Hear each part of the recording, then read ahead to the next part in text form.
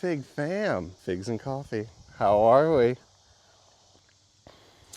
It's been a hot minute. It's been a few weeks since I put out an edit and I'm jumping back into it. It's just that time of the year where we got a lot of summer stuff going on while I'm trying to maintain the garden, but also we've had just about 10 days of rain, and that's plenty for me, and that's certainly too much for the figs. We've had a lot of splitting going on, and we've had some fig rust, and we've had some washouts where I really have to clean up the whole space. All in all, the figs seem to be doing pretty well. You can see they're all about 3 feet high and counting all the way up there. But we have had some instances of fig rust making a resurgence because of this yo-yo high heat, high humidity rain. And it's just part of the deal of living in the Southeast. And so usually at this moment, because you can't apply copper fungicide when it's raining out, because you need everything to be dry for that copper fungicide to actually take hold. But with all that being said, figs are resilient, and I'm actually getting ripe figs that aren't splitting. Don't get me wrong, I'm getting split figs. My Regatta de Salento is dropping figs. If you guys have been following me on Instagram, you can see that some of those shorter videos where figs are aborting, they're rotting, they're splitting, etc. It's just been so much rain, guys. I don't know how else to explain it. If you're in the Southeast though, your LSU ones are really holding true for you. My container figs are doing great, and I'm even getting ripe figs on my Coldodama ramata, which I'm protecting from the squirrels in the squirrel netting. But what I really wanted to talk to you guys today about, and that is air layering. If you guys have seen my previous video where I have ground layered or just layered, where figs can root in soil from a branch that's existing. But what I really want to do is do that in the air. And you guys have seen this. In fact, I really liked the Fig Father and Basement Figs put out a video together. It was quite humorous on air layering. So if you're interested in air layering, check that one out too. Ross has some great content as well. I'm gonna put mine out and I'll show you my version, and I'll show you why I'm doing it. See my Coldodon Blanc? It's growing nicely, but not as much as last year. I pruned it heavily to propagate, which all those cuttings and trees have already been sold even before June. But look guys, I have some sad news. You see this part of the trunk? It's all rotted and died. What's nice about figs is that on that side of the trunk, it is dead. But on this side, it's very much alive. Now let me flip you around. Put my coffee down. You can see where it's decayed, all on this side. And I had plant guard applied on it. And you go all the way down to the root. And this had plant guard all the way up. And you can see that this branch is healthy. Healthy, healthy, healthy. Up to a beautiful, healthy fig tree with figs, right? This is all lignified wood, but it's going down to a decaying trunk where only half of it or less is really functional. And it must be because some rot got in here at some point from a pruning that didn't fully heal over, right? So we had a really cold winter, which could have been the reason that it decayed as well, and only part of it survived. But all in all, the stresses led to it looking like this. You can actually see some decay and rot and consumption here. Oh, and that is a really bad sign. See? So what I'm gonna have to do is get rid of this tree completely, which is heartbreaking. The heartbreaking truth of getting rid of a tree completely. But you can see that this wood is decayed. I'm actually going to apply some plant guard to it in this video today, just to get it through the rest of the growing season. But look at this healthy growth on this branch. Look at this healthy growth on this branch and over there. And what I can do to save the maximum amount out of this tree, there's two things I want to bring up about what I'm going to do from here through the rest of the year to get an awesome fig tree come next spring and maximize what I have growing here. One, this fig tree is not dead. It has just got disease on it, and we are going to utilize something that is the magic of an established fig tree, and I am going to give it a rejuvenation prune come this winter right at the base, and I'm going to let the root system build itself out. Second, fig trees can still survive a lot of this, and we can do some safeguarding measures like applying my Ivy Organics plant guard to this decayed part of the wood to prevent further decay and rot and get rid of all the pests, that I highlighted here. And As you can see that larva right there doing its thing. And they are already eating this wood. The wood has already died. And that being said, the other half, this backside that we had just looked at, has good sap flow. Otherwise, you wouldn't see some robust growth like this. Rather than cutting these branches down and taking cuttings, we're going to air layer them for the next few months while it still has a supported sap flow system, and we are going to propagate them into fig trees for next year. And that way, not only will we get fig trees from this healthy growth, but we'll also have the rejuvenation prune that can re-stimulate growth next year. And something I learned from ProFig, Brian Melton, if you guys follow him as well, which I think you should, is that coleodoms do well from heavy pruning. And so if you guys have a coleodom in the ground and say you're harvesting it for propagations like I am on a regular basis, rejuvenation prunes are a great reset button for this variety of trees as well that we all know and love from the Balearic Islands and Montserrat ponds, and also Pierre Baude in France, who also cultivated a lot of these varieties. So not only is this an air layering video, but this is also a care guide for a sick fig tree. We are going to save this Coledodon Blanc fig tree by applying that plant guard. We're going to air layer today, and then come winter, we are going to actually rejuvenation prune it, and I'd probably take it all the way down to the ground. So before we address the sick fig tree and apply some plant guard, let's get this thing air layered up, and I'll show you the science behind air layering, and I will show you how to effectively do it with household items. You don't need specific air layering cups and equipment. So let's do it.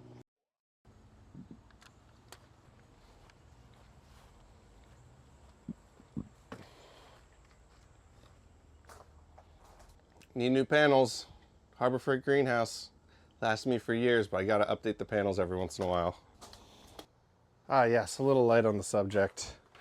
So today for the air layering, we are going to be using quart freezer bags, some Pro Mix, lightly hydrated. If any of you guys follow the notorious FIG, he does 1 part water to 5 parts Pro Mix. I think that works fine, as long as you're getting some sort of moisture in there. And then we're gonna put it in this bag. So I have down here a bin of really wet, saturated Pro Mix that I use for seed starting, and then it rained on it, so it's rainwater. It's a little too much.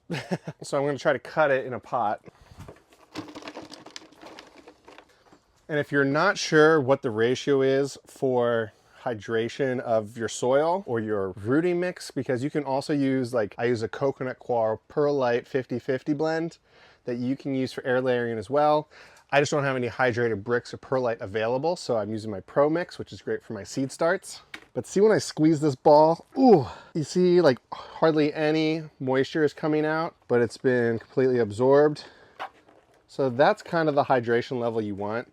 And we're all gardeners, we like to play in the dirt. Here's some more. This is too dry, and this is too wet. But this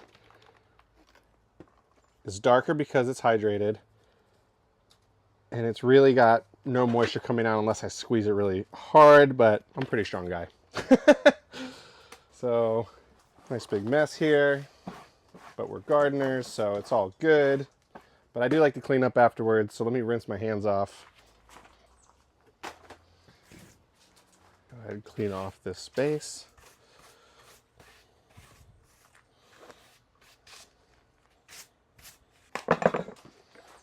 So now we have the soil mix. I'm left-handed, so I'll put the bucket on this side and I'll fill up the bags right here so you guys can see what I'm doing.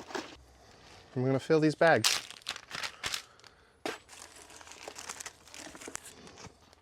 You can put a little bit of air in them, but when we go to use these for our air layering technique, you're actually going to cut a line right down the middle of this bag, and we're going to wrap it, say my thumb is the fig branch, around the tree. And so essentially you're still opening this up to exposed air anyway, and it might fill with some air, but you want to be able to have a nice evenly distributed amount across the entire bag. I might add a little bit extra, but really this might be perfect, guys. So that's one air layer.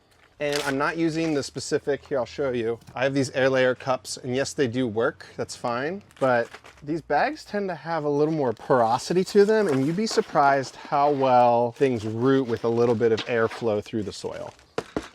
So porous medium in a bag like this actually increases efficiency for those air layers. And that is not to say that these don't work. I'm just taking from what I've read and what I've learned in the past. And a lot of you who are just learning, I don't want to have you guys go out and buy these things and then have it not work, or wait until you get all the right equipment. You can just use household items.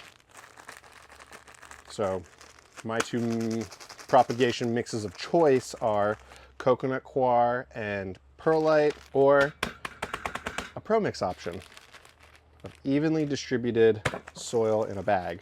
So I have 2 here. I'm probably gonna make like 30 because that's where I'm at with my fig career. But I wanna show you guys how it works. So if you're using these cups, they simply wrap around a branch that is of equal thickness to the hole that we have here, which is anywhere from 1/4 to 1/2 inch.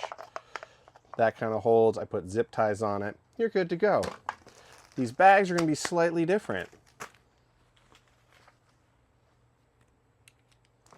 I'm going to cut these, wrap around the tree on where I scored the bark and remove the outer bark, exposing the cambium layer.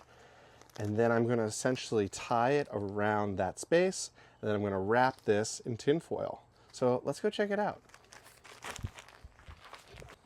So beautiful day, we're actually getting some sun, and I have my at-risk tree that's at the bottom that we're gonna have to do some resetting on, and then I have right here these awesome branches that it produced with fruit, no less. And we're still gonna be able to harvest this fruit, but by the end of the season, I should have at least 1, 2, 3, and maybe even 4, 5, 6 trees below it.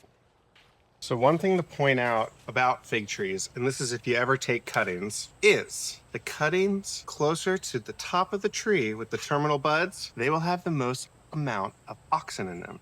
And auxin is a growth hormone. And so if you want to hedge yourself when you're propagating figs, is if you take cuttings at the top of the tree versus the bottom, they're gonna have the highest quantity of auxin. As you trim from the top down, the next highest point of auxin will be at the second highest point. So it's kind of logical. Most auxin, prune. Most auxin, prune. So when you're trying to get things to grow or root or take, start from the top and work your way down. As long as it's lignified, you can propagate every part of a fig tree. You can propagate old growth, you can propagate green parts without rooting hormone, but I'm talking about the most successful propagations with the lignified wood towards the highest points of the tree, terminal buds, etc. I just removed these leaves right here and here and here. And I'm finding where I see it's completely lignified on first year growth, and I'm gonna isolate at least 1 or 2 sections between the nodes where you see the white dots. And we're gonna zoom in and we'll do a little one-on-one view.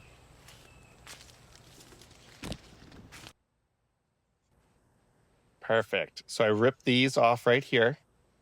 And what I have here is really healthy sap flow.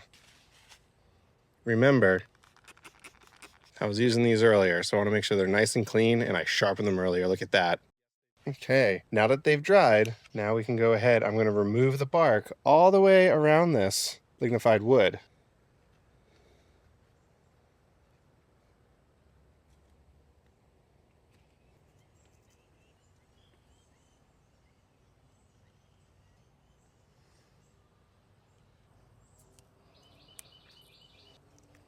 Now this is up to you. I've removed about 75%, and I still have a little bit left of this layer right here, this cambium layer. I'm going to remove all of it. Sometimes you just have to score the bark. Sometimes you can remove half of it. I'm going to remove all of it. You're still going to have some sap flow through here, but it's going to notice that it's missing here. It's going to feel the soil wrapping around here, and it's going to actually start putting out roots around this section. I actually cut off the nodes and other points to help limit other growth. So you can do that here if you want.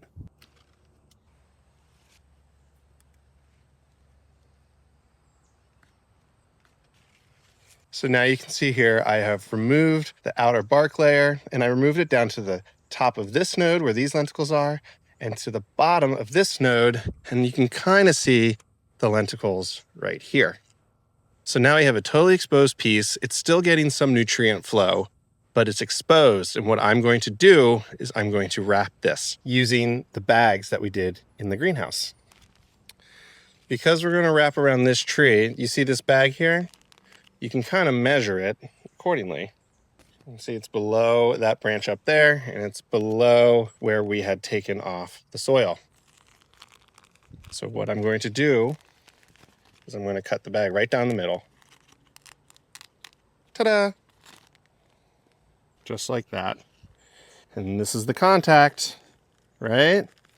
And envelop it together. And now, while I have you here, whoop, I'm going to zip tie it together. Okay, so bring that in to the middle. And now I have these awesome, I did a double zip tie. They're cheap. Yes, it's plastic. You can use anything you want. You could use rubber bands. You could use string, whatever you want. I just found that this works nicely. About as snug can be. And these are simply 6-inch or 8-inch zip ties that I double up on. So you saw how I had brought that fig cutting inside of the bag essentially with that cut.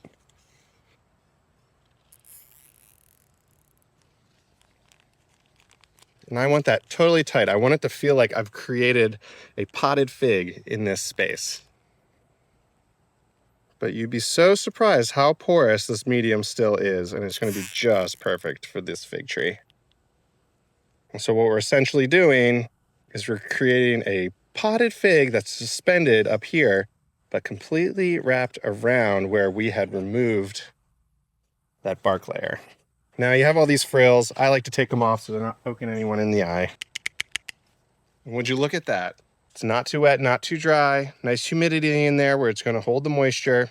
The fig is still being fed by the mother tree, but it's going to get signals to grow out here on this terminal bud where we have the most amount of auxin. It's AUXIN is how you spell it. And then the last piece here is to protect solar exposure for this. I'm just going to wrap it in tin foil. Okay.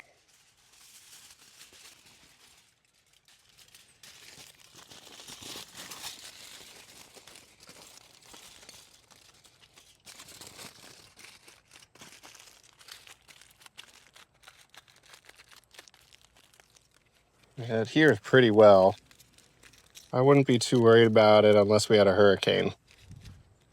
But you never know, it's that time of year for all you East Coasters.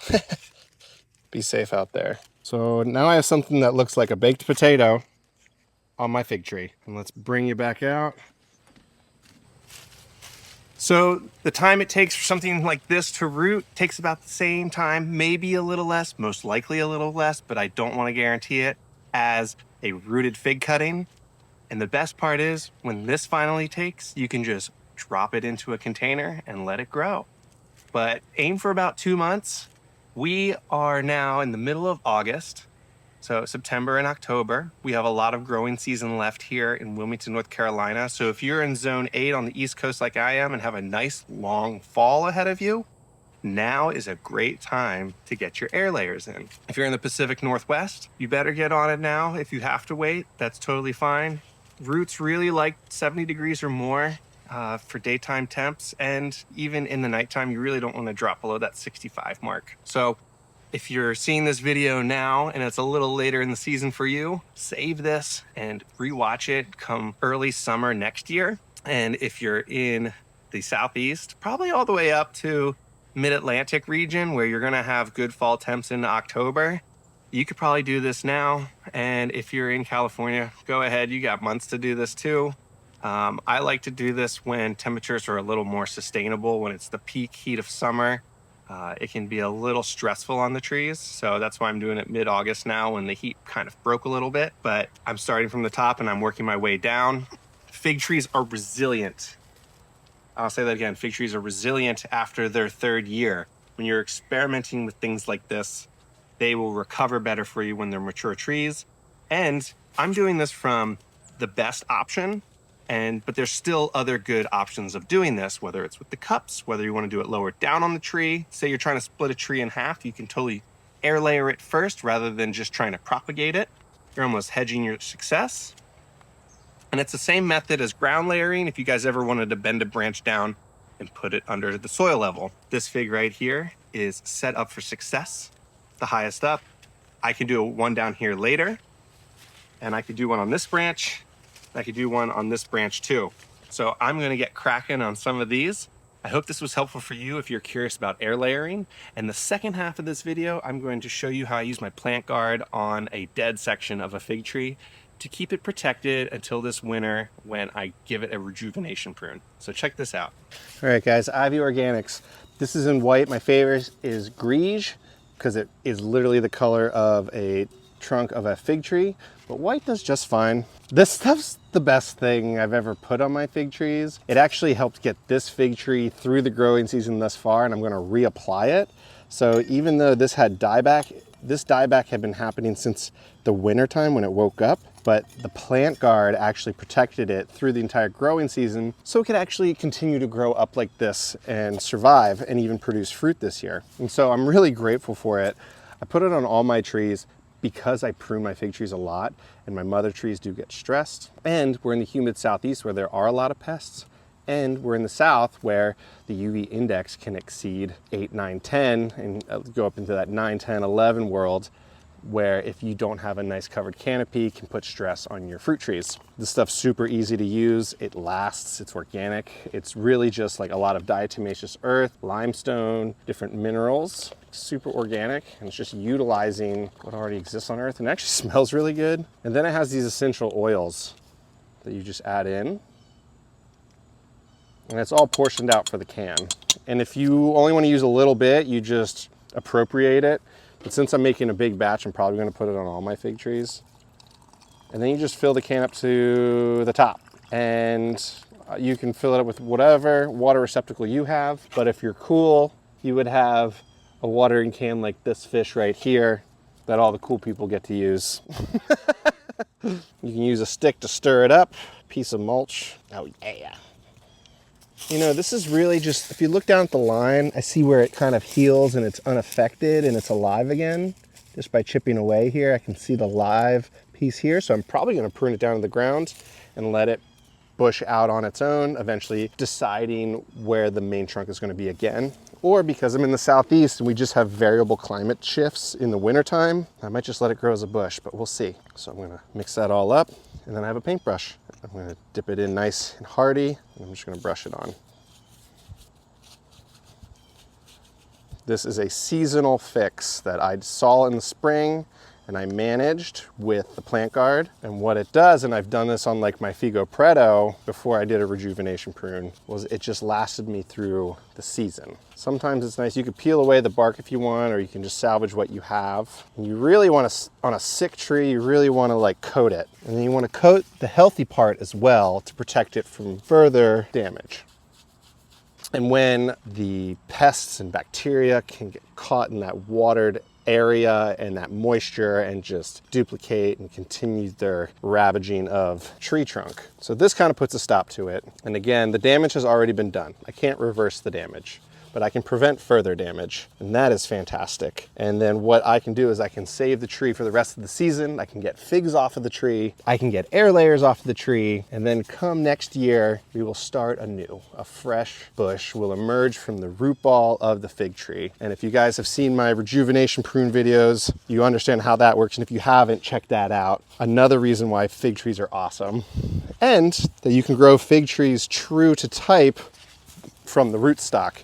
You don't need to graft on, but you can graft figs. They actually respond really well to it. So we're looking at the sick side of the fig tree, and this is white. Again, my favorite color is Grige, but the only cans I have right now are white. But you know, white repels UV rays, so I'm not complaining.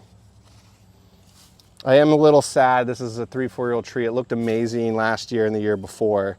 So the fact that I have to start from anew, I really love those tree shapes. It just happens. So let me switch you on the other side. So here's the plant guard, all nice and mixed up. And you're really just making a coating of it. It's an aqueous solution of the powder and the oils and the water.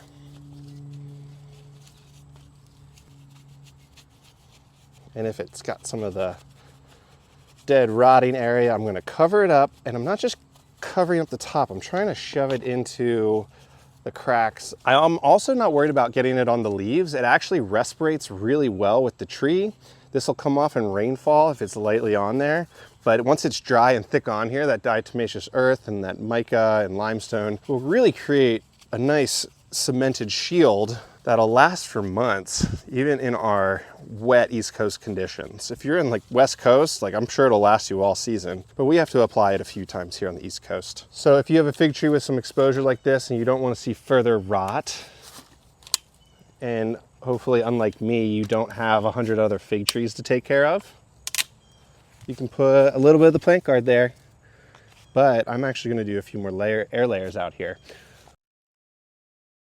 All right, guys, if you like this video, if this was helpful for you, learning how to propagate fig trees, learning how to take care of your damaged fig trees to get them through a growing season that is hot and humid, has pests sometimes, subscribe, like, reach out with questions. I'm here to help you grow a fig tree, guys.